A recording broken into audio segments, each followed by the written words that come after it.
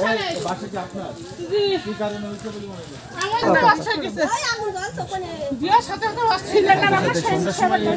আল্লাহ মাগরিবের আজানের পর আমার সাথে সাথে গ্যাস দিয়ে চালু করতে বাসটা। ভাই ভাই টিনের উপরে ধরেছে, একটু দেখেন। একটা বাসা বাড়িতে এই ঘটনা ঘটেছে।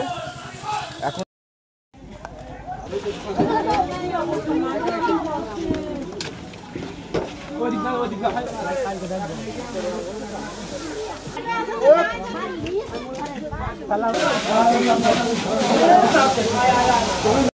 দোকানে দোকান নিয়ে বলছে ভাই এটা আমি নেবো না, আমার সন্দেহ লাগছে মাথাটা তো দুমড়ানো পাশা। আমি বলছি নেবো না, আমার সন্দেহ লাগছে, আমার ভাবি রে বেয়ে চলাম না বললে রান্না করে ধোয়ার সাথে তো বাসটা আমার গায়ে ধরে গেছে। আমি ছেলের হাতে দিতে আমার ভয় করছি না। আমি বলছি নয় আমার সব ধরে গেল, শিগগিরই বেরো হয়েছিল রান্না করে নিয়ে যাওয়ার সাথে সাথে বাসটা। আর আমার গহনাটা ঠিকই মেয়ে বললো যে ব্যাংকারের পথতে আমি কার্টুনে মোবাইলে পুড়ে গেছে।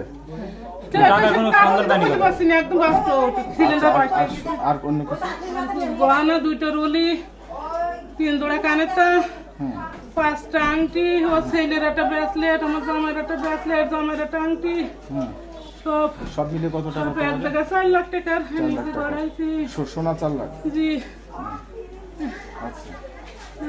আচ্ছা, এই বাড়ির মালিকের নাম বলবেন? হ্যাঁ, মোহাম্মদ আসাদুল শেখ।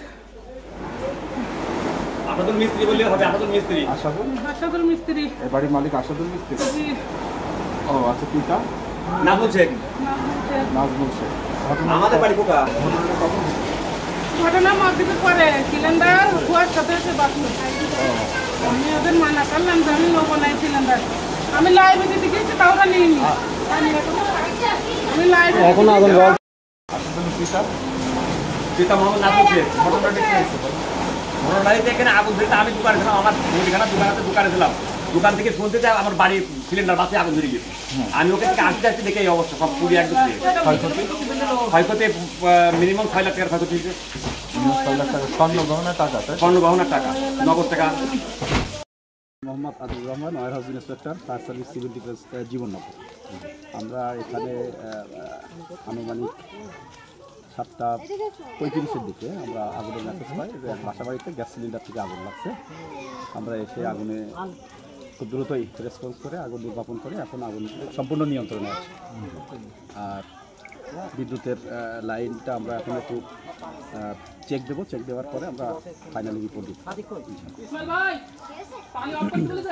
আবার মারবে না, ওই অমিতে মারছে না পানি। এই তো হবে না সিলিন্ডার সেন্টু চলে পথে না কিছু হবে না, সিলিন্ডার দুধ নাই। আমি নিয়ে চলে গেলাম পথে না সমস্যা।